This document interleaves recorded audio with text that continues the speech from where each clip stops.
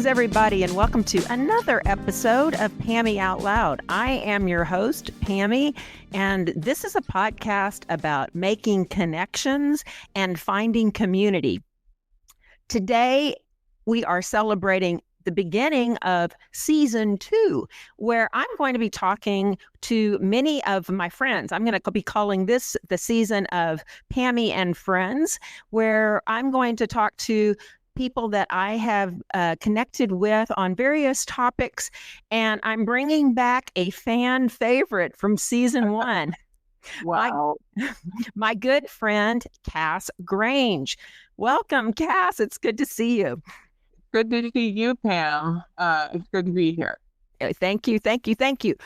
We are actually filming this on October the 27th, which this is a week that is particularly special to Cass and I because we are celebrating, can you believe this, our 6th year without alcohol.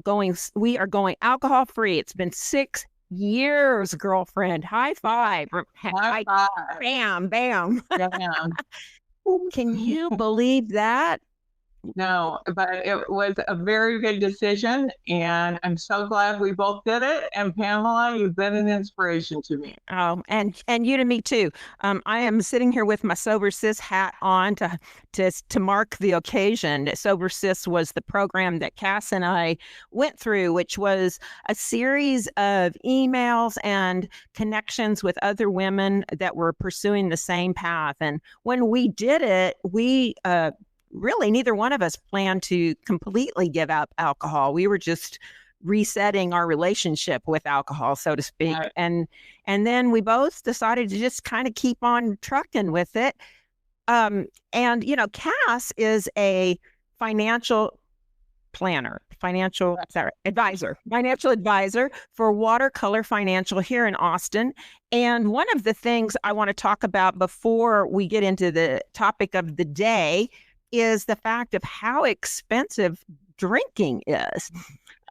We were talking about this before we started recording, and there is an app that I have on my phone I think it's called Sober Today, and it allows you to put in the date of your when you stop drinking, and then also on average the amount of money you were spending per day on alcohol.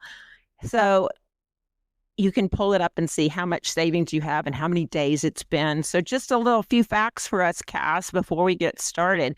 This marks 6 years or 2,192 days. And I put in an amount of $10 a day as how much I was spending on alcohol, which I actually think is pretty conservative for me. As I mentioned, I was probably averaging a bottle of wine a day. And I'm conservatively can say $10 a day on a bottle of wine is probably at the cheaper end of what I was doing.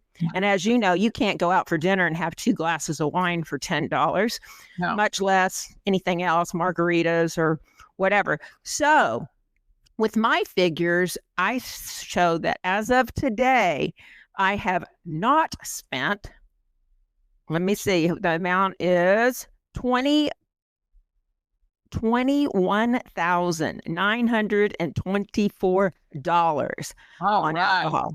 So that's like a new car, or well, maybe not a whole new car, but a pretty good start on a new car. So anyway, fabulous European vacation. There you go, a fabulous European vacation, a few visits to the spa, as we said, Right. And now we have spent some money on non-alcoholic options, trying to find those, but even those are not Not as much.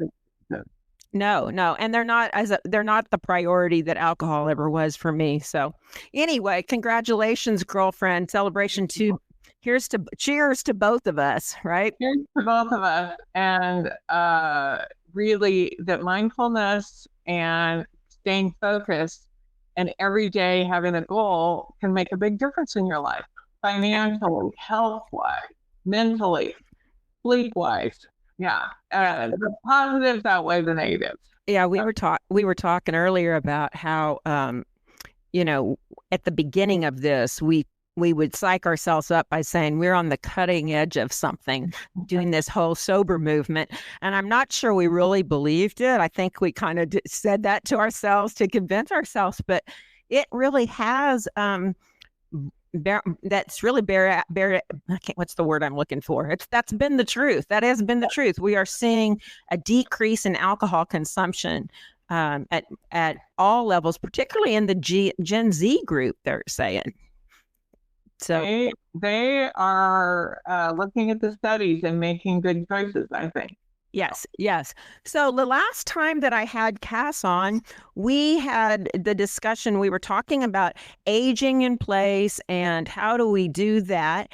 And it was one of my most popular episodes where people came back to me with questions. They really enjoyed the conversation that we had and the insight that Cass gave us. So I invited her back.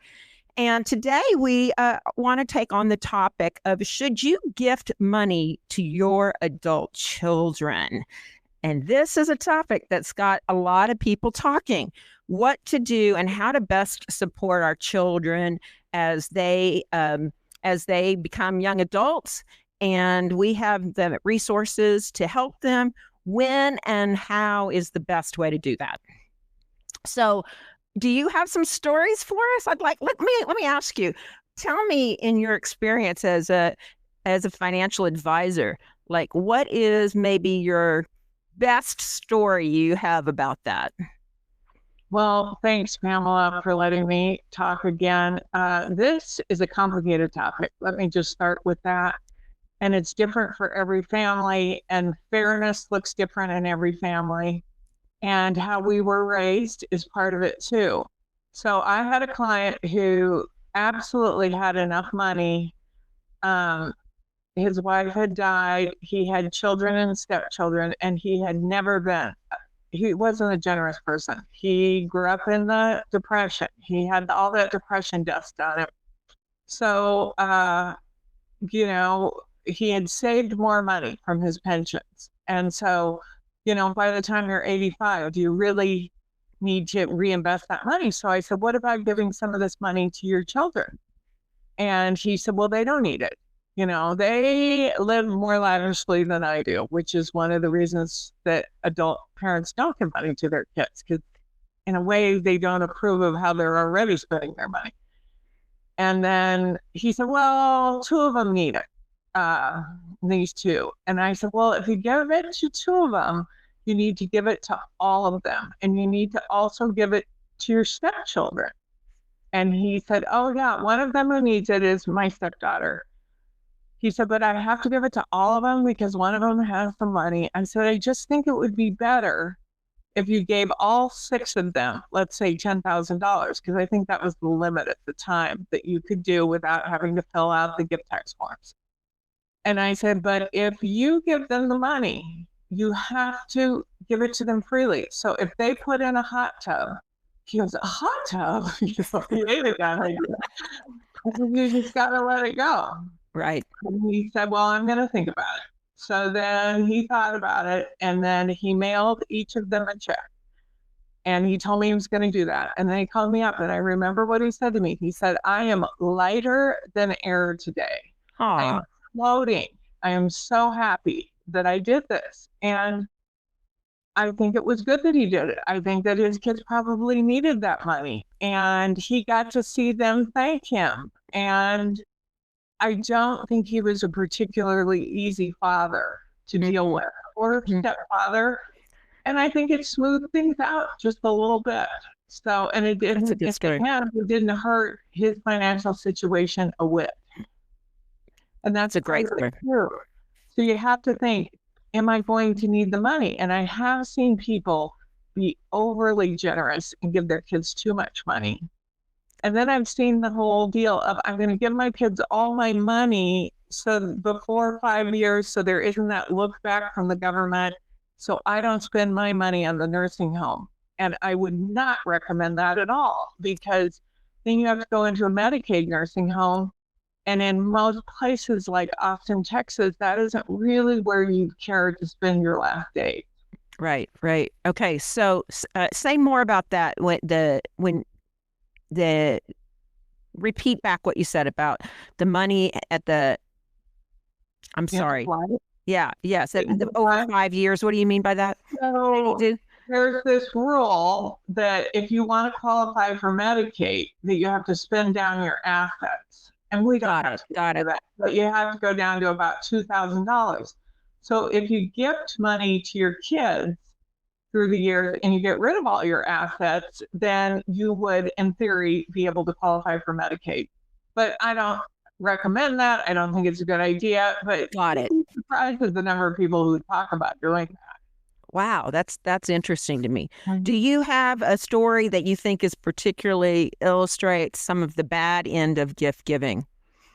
Well, a couple came in and they were very proud of the fact that they didn't have any debt, but they had become very wealthy and they were very generous to their employees and to their children. And I said, you don't have any debt, but you do have this debt obligation because you are paying your son $6,000 a month to live. Wow. And, Wow. he is dependent on that. He never got a job. And they didn't care much for that message. But what would he do without their money? Mm, And that's something to think about. You do not want to have your children be dependent on your giving. So, one of my big tips today would be to couch it as a one time gift. okay. Give I like something as a one time gift. Don't say, so now you can give $19,000 to each person without having to file the gift tax. So say you give your daughter $19,000, you could say, this is a one-time gift. We had a great year. Or right. in my case, I said, this is really from grandma and grandpa. I inherited some money and I'm gifting it to you over these years.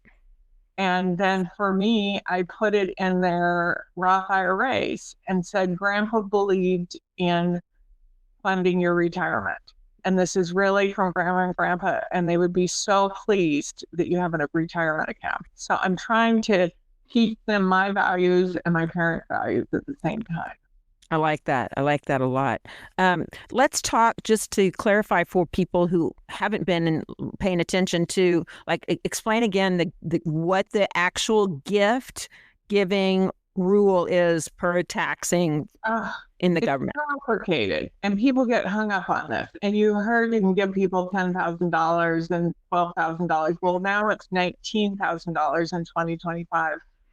But what that really means is you can give people up to $19,000. You can give your son 19. Your husband can also give your son 19,000, and you don't have to fill out this tax form for the government.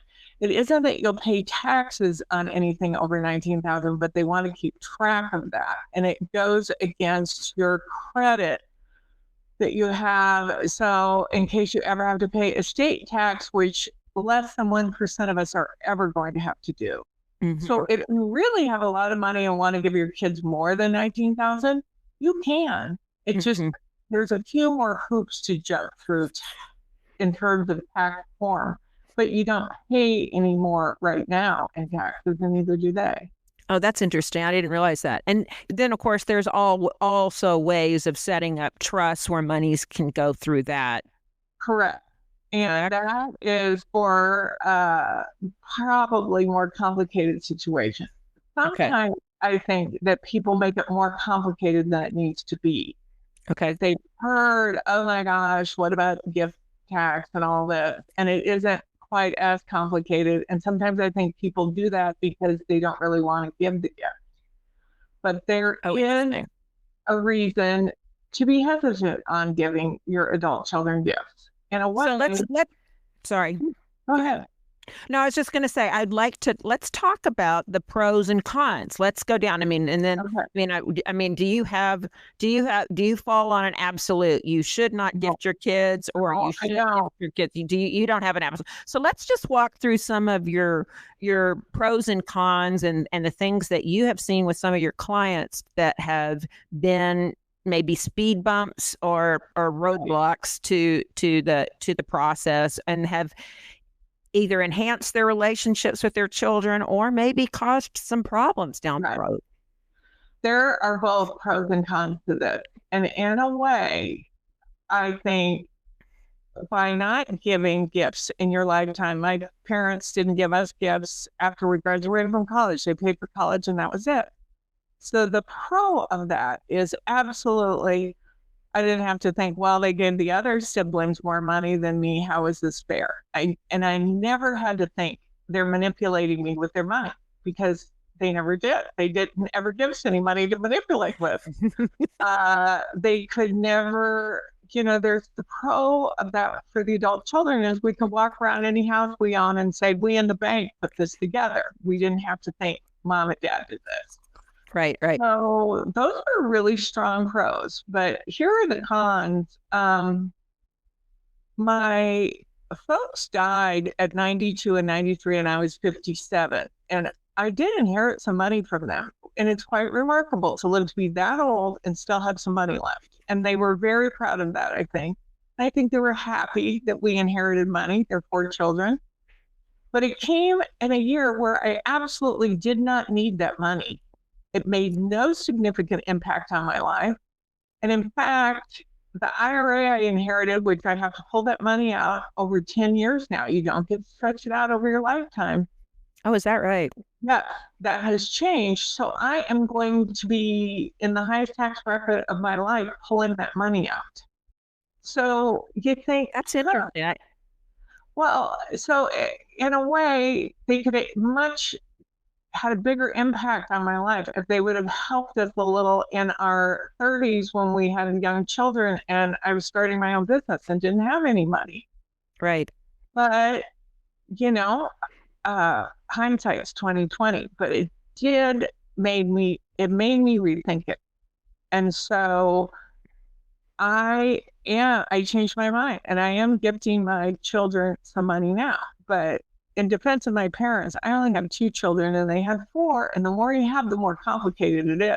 There's no doubt about it. If you have 1, I can make a pretty strong argument for go for it. Right. And also you have to consider sometimes not every child maybe is emotionally stable or in a good position to receive.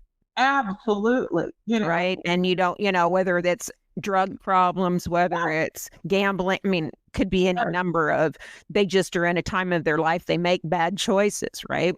Absolutely. Or not choices that align with yours, I should say, even. Right. And so bad choices to run the spectrum from, are they going to buy drugs with it, to, are they going to put in an in-ground swimming pool, which is why one of my clients didn't want to give her only son money. So that's funny. But she was honest about it. She said if he spent the money on an in-ground swimming pool, I'd lose my mind. I said, then don't give him the money. So it's complicated. And yes, but I think there has to, you don't. My take is you don't want to necessarily give it with conditions, right? Like we're going to be judging what they do with the money. If you're going to judge, here's this gift and let me see how you're going to use it, right? Absolutely. So there is that. But in a way, see, I did do it. I put money in the Roth IRAs, which makes it difficult to get it out. But it's possible. Right.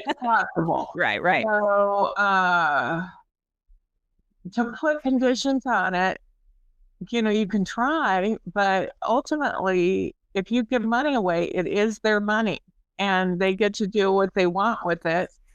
And who knows over the long run what is the right idea or not, is going on a big family vacation while your kids are still young a good investment? You can say yes or you can say no, but for them it sure might be. Right. And the other thing about it is, I guess I felt that people live to be so old now, and if I have the confidence as a financial advisor, and I work with good advisors, that I'm not going to run out of money. Why not help my kids buy houses when they can in, say, Austin, Texas? Right. Which is pretty darn hard to save up enough for a down payment these days, right? To get a new house. Although not impossible. Right. And so to give them that money, then I wasn't involved at all in the house they picked out. I don't even show me the possibilities. I did not want to know if they bought, 2 acres in Buda or if they bought a condo downtown. That's up to them. Right. And right. They have to pay the mortgage payment. So, right. It's complicated. It is complicated, but pointing out that people live to be so old now, and there's 2 issues with that, or 3 maybe. One is you want to make sure that people have enough money for when they're 65. The second is there are people who think they're going to inherit money and who are, but if you're 75 by the time you inherit it, you better have plan A for your retirement. Right. And plan A can't be inheriting mom and dad's money. Right. They could live a very long time. Right. Another thing that people can do is 529 plans for their grandchildren, which I think is a great idea. But I've had clients who don't want to tell their children how much they have for the grandchildren's college. And to me, one of the best gifts you can give your kids is that peace of mind that they aren't going to have to pay for the whole thing. Right. Yeah. Or half of it or all of it. Yeah, because, a lot of times those college years hit at a time when you're still paying off the house, you're still, you're working, they're hitting at a time that you still need your cash flow yourself, right? Absolutely. And some people are still paying their college loans off. That's amazing, right? Oh, there's a lot of that, but there's a lot of dysfunction with all of these loans and college loans and grandpa co-signing. That's a whole different topic. Right. Well, yeah. We could get into a whole topic on. I can remember thinking at one point, I think that we may have done our kids a disservice back in the day when we said you can go to any college you want to. Well, and then okay, do you want to be taking on hundreds of thousands of dollars of debt to go to Notre Dame or to, I'm not knocking Notre Dame, but okay, we can pay for a nice in-state college. Yeah. But if you want to go to Notre Dame or you want to go to a private college, do you want to set yourself up to owe a bunch of money, student loans? Is that worth it? That, like you said, that's a whole another show we can have. Another show, yeah. So I guess I'm saying that it's complicated. And I'm saying that resentment can creep in both on the children who might feel like they're being manipulated or judged, and the parents who might feel like their children are not appreciative enough or they owe them something for it. And I think that as the parents, you need to let go of that and just let it go, because you don't understand all the dynamics. And frankly, we don't know what's ahead for anybody. Right. So going back to if they spend the money on going to Disney World, which is something I've never wanted to do, not interested in. Me neither. Mickey Mouse has always scared me, Cass. Yeah. I'm not gonna lie. I didn't like him. Didn't like him in Fantasia. Don't like him at all. Don't like him. No. And I'm not into Disney, but if that's what they want to do, some people told me their Disney vacations were the best memories of their lifetime. Well, who's going to argue with that? Right. So, it's a long, long road out there, and to set people up to make it a tiny bit easier in these days, I think is okay. And but it's complicated. Okay, so let's talk about what you think some of the absolute have-tos. If you're going to gift money, you need to. Ba-ding, ba-doom, ba-doom. Do you have some hard, fast rules? I think you need to attempt to make it fair between the adult children somehow. And it doesn't have to be fair, but you probably have to explain it then. Okay. So to say we're going to give your sister this car, our used car, but next time we're going to give you the used car, is at least an attempt at that.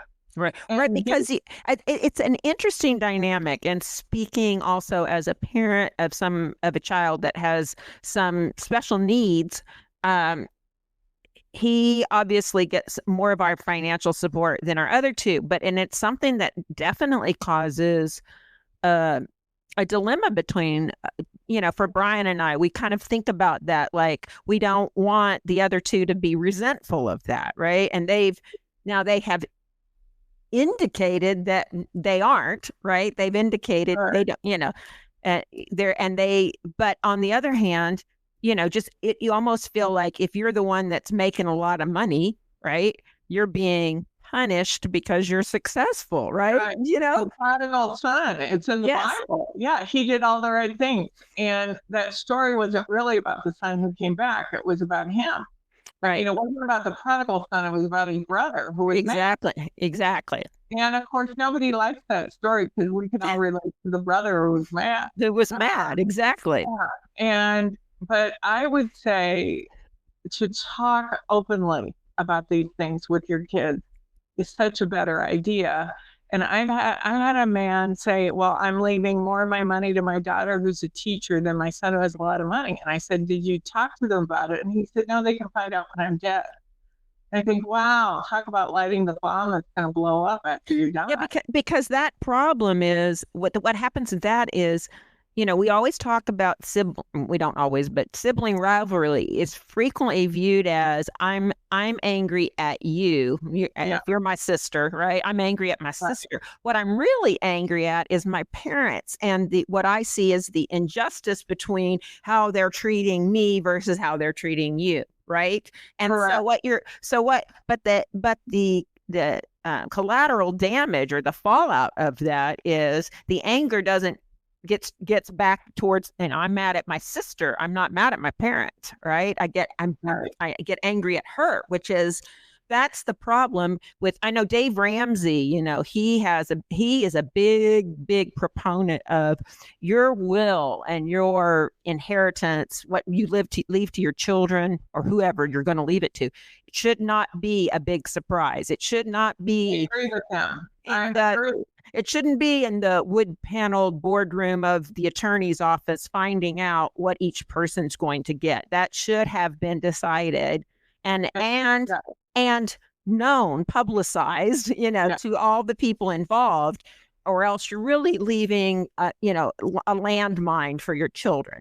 Yeah, absolutely. And you can see how the father in this example could have explained it to the son and the daughter in a way that the son probably would have understood. But if your dad's dead and you're grieving and all you have is this will that left you out or cut out part of your deal, then people kind of get fixated on that. And then it would be very hard not to have a very damaged relationship with your sibling. Which is, as a parent, what I want most is that when I'm gone, when Brian and I are no longer here, is for our boys to stay connected and be supportive of each other in whatever fashion that is. They may not be best friends, but that's what that's what you want as a mother. At least I do. I want my boys to be there for each other, and I don't want to blow that up. Right. And that, I guess I'll close with the final story I just thought of. So I was at a Grange family reunion when I was 20, and Grandma Grange had just died at 94. And there was a shoebox full of her things. And I mean, pie forks. There were 7 pie forks. It's very little in a shoebox. And I said to my mother, who helped divide it between the sisters, they drew straws. And then one would say, oh, you take it, Dory. No, Lori, you take the pie forks. They were very sweet about it. And I said to Mom, in 20-year-old wisdom, wow, Grandma didn't have anything. That's so pathetic at 94. Nothing that didn't fit into a shoebox. And of course, I'm cringing now thinking about that. And my mother said to me, look around at this weekend cast. There are 150 people here who are her descendants. Look at all the love here. That is your grandmother's legacy, and that's way more powerful than any money or any possession. Amen. Amen. Wow. And that's what we got to think about. And it was true. It was totally, totally true. And they didn't fight over the pie fork. There was nothing to fight over, and there's something to be said for that too. That we have to think about our legacy. Yeah, I think that's an interesting topic, and maybe another one for another day too, is like that, dividing up belongings after somebody passes away, when your parents are gone, and how is that going to go down in a way. I admit that it's something that I worry about even with my own parents, and I'm very close to all my sisters. How does that look? How are we going to do it in a way that doesn't cause hurt feelings? Why do you get that? I don't want to be that way. I don't want to be more concerned with what am I going to get on the other side than I am with the relationships that I'm going to have, not only with my parents, but with my sisters when it's all said and done, Which is a really good way of going into it. But in the heat of the moment and in grief or in any of this, we can all get pretty turned around and mixed up. And I am not saying that I have been perfect at this at all, or I'm doing the right thing.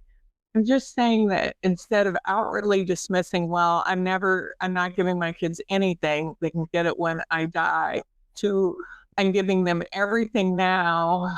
Right. I'm on Medicaid. There's a lot in the middle that you can kind of think about and be creative about.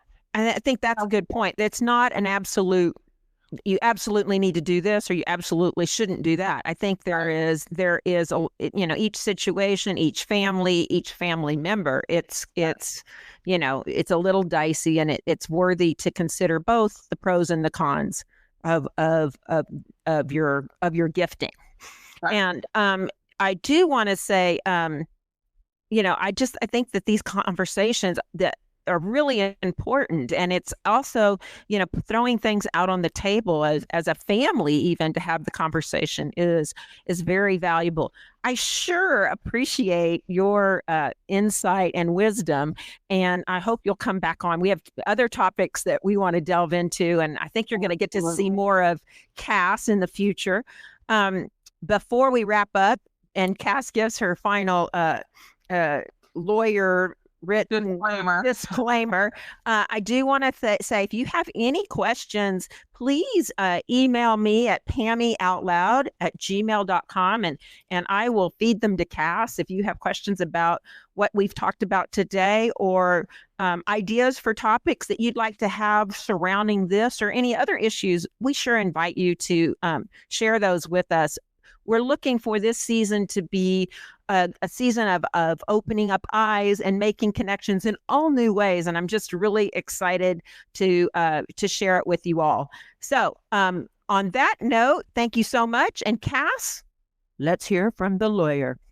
The views expressed during this podcast are given in a personal capacity and are provided for general information and educational purposes only. They do not necessarily reflect the opinions of Watercolor Financial. Cass Grange is participating in this podcast without compensation, and topics discussed are not related to investment advisory services. Listeners should not interpret any discussion as investment advice or recommendation specific to their financial situation. For personal investment advice, please consult a qualified. Thank you so much, Cass, and congratulations on 6 years with me. Let's rock on and go out for dinner and celebrate. Let's go on a $22,000 trip. Hey, we've been saving all that money. We didn't even put in the amount. We didn't even put in the amount that you saved. That's just what I saved. $22,000. Let's go on a $44,000 trip. It sounds great. I'm sure Tom and Brian are all in.